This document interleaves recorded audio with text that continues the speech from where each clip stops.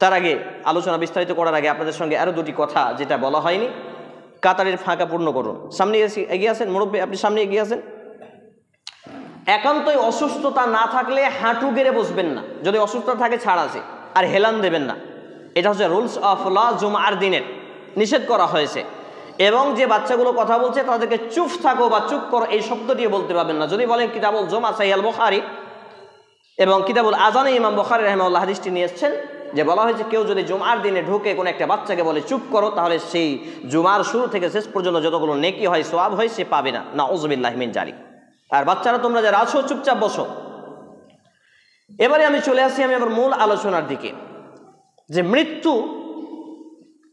ঘটবে, মৃত্যু হবে, এই কথাটি আমরা সবাই জানি এবং সবাই মানিও। সে আল্লাহ প্রেমিক হতে পারে কিংবা আল্লাহ দ্রোহী হতে পারে।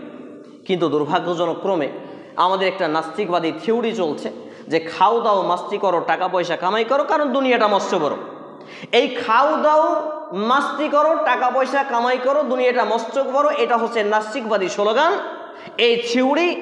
আর এই থিওরি আজকে মুসলমানরা পালন করে। দুর্ভাগ্যজনক ক্রমে আপনাদের এখানে খুতবা শুরু হওয়া প্রায় 15 মিনিট, আজান থেকে শুরু করে 15 মিনিট হয়ে গেল।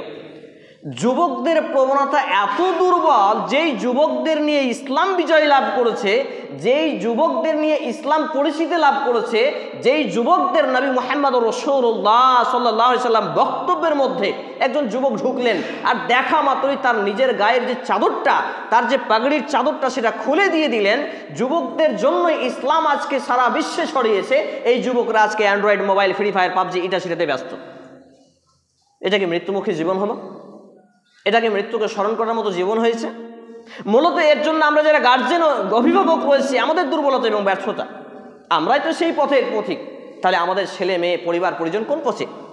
তাই আল্লাহ রাব্বুল আলামিন একটি আয়াত, চমৎকার আয়াত, প্রসিদ্ধ আয়াত, আল্লাহ তাআলা বলছেন সূরা আত-তাহরিম 66 নম্বর সূরা 6 নম্বর আয়াত, ইয়া আইয়ুহাল্লাযিনা আমানু, হে ঈমানওয়ালা, কু আনফুসাকুম, তুমি নিজে বাঁচো, ওয়া আহলিকুম, তোমার পরিবারকে বাঁচাও, নারা, জাহান্নামের ইন্ধন থেকে, যার জ্বালানি হবে মানুষ এবং পাথর। চিন্তা করুন, আমাকে নিজেকে বাঁচাতে বলছেন, নিজের পরিবারকে বাঁচাতে বলছেন। আল্লাহু আলাম আমি নিজেকে বাঁচাতে পারবো কিনা, আমার পরিবারের কথা তো বলাই বাহুল্য।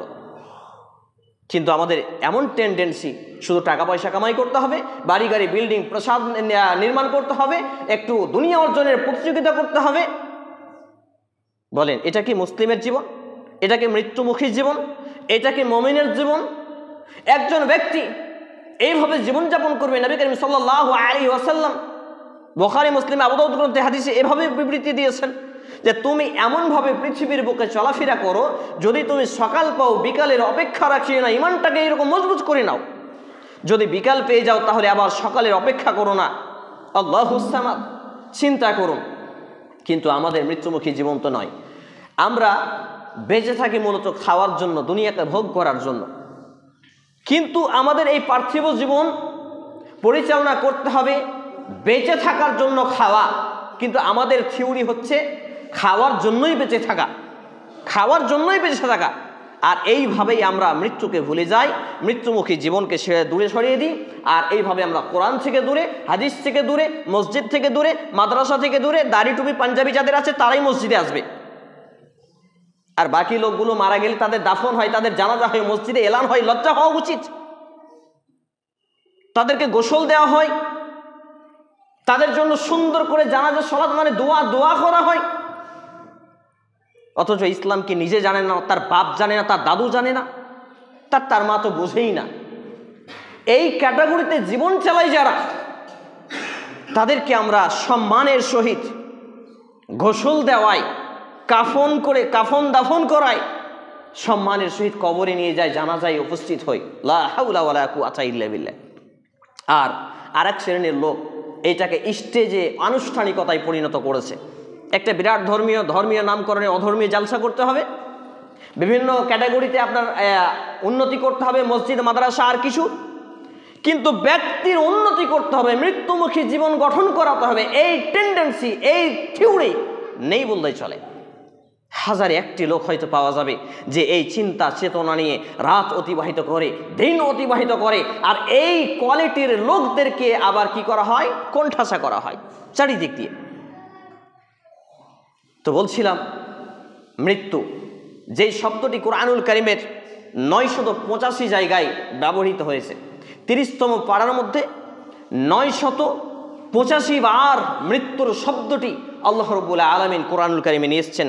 তার মধ্যে আমি আপনাদের সামনে দ্বিতীয় খুতবার পরে প্রথম যে আয়াতে কারিমা পাঠ করেছি এটি রয়েছে সূরা আল ইমরান 3তম সূরা 4তম পারা 74 নম্বর পৃষ্ঠা আয়াত নম্বর 185 আল্লাহ রাব্বুল আলামিন বলছেন, কুল্লু নাফসিন যায়িকাতুল মাউতি ওয়া ইন্নামা তুওয়াফাউনা উজুরাকুম ইয়াউমাল কিয়ামাতি ফামান যুহজিহা আনিন নারি ওয়া উদখিলাল জান্নাতা ফাকাদ ফাযা ওয়া মাল হায়াতুদ দুনিয়া ইল্লা মাতাউল গুরুর।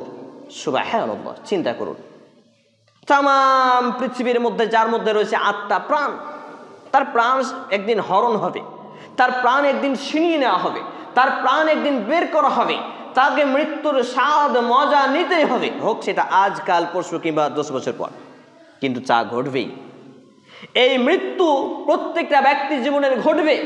মৃত্যুর হাত থেকে কোনো প্রাণ কোনো আত্মা পরিত্রাণ পাবে না, এ জেনেও আমরা মৃত্যুকে ভুলে থাকি, অথচ মৃত্যু থেকে বাঁচা সহজ নয়, জাহান্নাম থেকে বাঁচা সহজ, অথচ আমরা এটা প্রচেষ্টা করি না।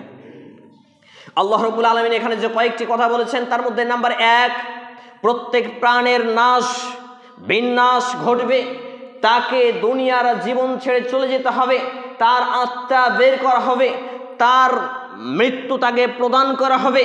নাম্বার 2, তাকে মৃত্যুর পরের জীবনটাই শেষ জীবন, আর মৃত্যুর পূর্বের জীবনটাই বা মৃত্যু ঘটে গেল দিয়ে জীবন শেষ হয়ে গেল এমনটি নয়, মৃত্যুর পরে স্টেপগুলো আরও কঠিনতম হয়ে যায়।